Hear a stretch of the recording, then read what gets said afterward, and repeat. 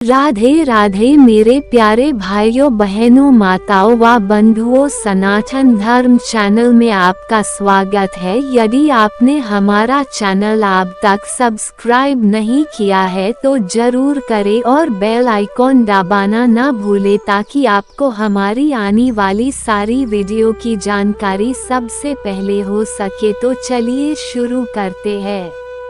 कार्तिक मास महात्म्य कथा अध्याय 19। राजा पृथु ने पूछा, हे नारद जी, अब आप ये कहिए कि भगवान विष्णु ने वहां जाकर क्या किया तथा जलंधर की पत्नी का पतिव्रत किस प्रकार भ्रष्ट हुआ। नारद जी बोले, जलंधर के नगर में जाकर विष्णु जी ने उसकी पतिव्रता स्त्री वृंदा का पतिव्रत भंग करने का विचार किया। वे उसके नगर के उद्यान में जाकर ठहर गए और रात में उसको स्वप्न दिया। वह भगवान विष्णु की माया और विचित्र कार्यपद्धति थी और उसकी माया द्वारा जब वृंदा ने रात में वह स्वप्न देखा कि उसका पति नग्न होकर सिर पर तेल लगाए महिष पर चढ़ा है, वह काले रंग के फूलों की माला पहने हुए है तथा उसके चारों हिंसक जीव हैं। वह सिर मुड़ाए हुए अंधकार में दक्षिण दिशा की ओर जा रहा है। उसने नगर को अपने साथ समुद्र में डूबा हुआ इत्यादि बहुत से स्वप्न देखे। तत्काल ही वह स्वप्न का विचार करने लगी। इतने में उसने सूर्य देव को उदय होते हुए देखा तो सूर्य में उसे एक छिद्र दिखाई दिया तथा वह कांतिहीन था।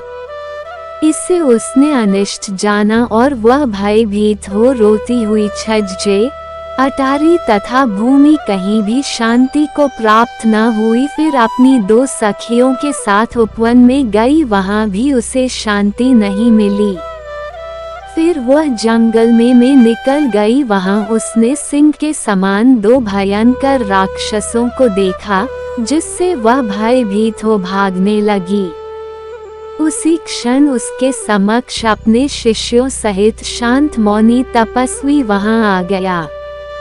भयभीत वृंद उसके गले में अपना हाथ डाल उससे रक्षा की याचना करने लगी। मुनि ने अपनी एक ही हुंकार से उन राक्षसों को भगा दिया। वृंदा को आश्चर्य हुआ तथा वह भय से मुक्त हो मुनिनाथ को हाथ जोड़ प्रणाम करने लगी। फिर उसने मुनि से अपने पति के संबंध में उसकी कुशल क्षेम का प्रश्न किया।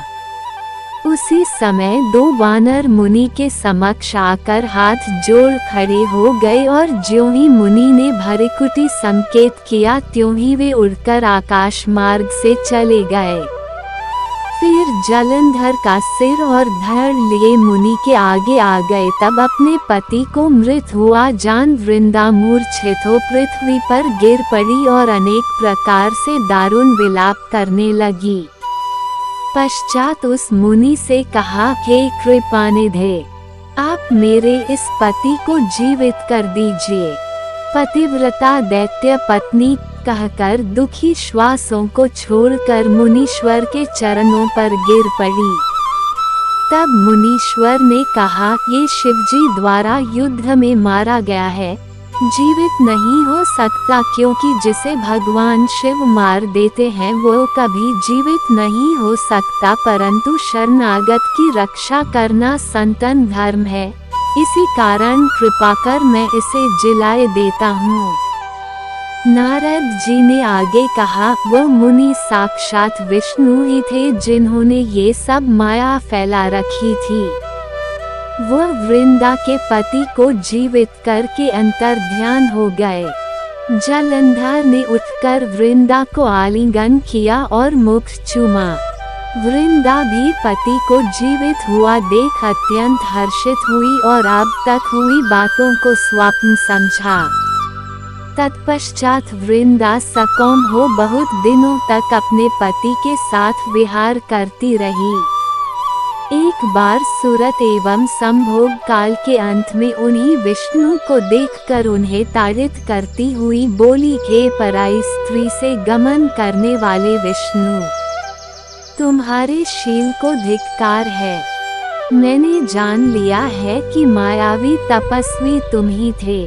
इस प्रकार कहकर कुपित पतिव्रता वृंदा ने अपने तेज को प्रकट करते हुए भगवान विष्णु को शाप दिया, तुमने माया से 2 राक्षस मुझे दिखाए थे, वही दोनों राक्षस किसी समय तुम्हारी स्त्रीला हरण करेंगे।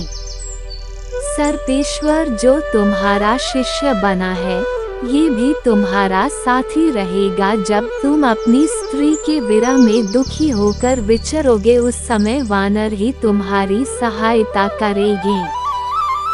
कहती हुई पतिव्रता वृंदा अग्नि में प्रवेश कर गई। ब्रह्मा आदि देवता आकाश से उसका प्रवेश देखते रहे।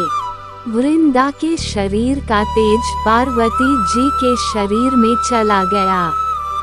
पतिव्रत के प्रभाव से वृंदा ने मुक्ति प्राप्त की। आपको हमारी वीडियो पसंद आती है तो वीडियो को लाइक और शेयर जरूर करें और कमेंट में राधे राधे लिखना ना भूलें।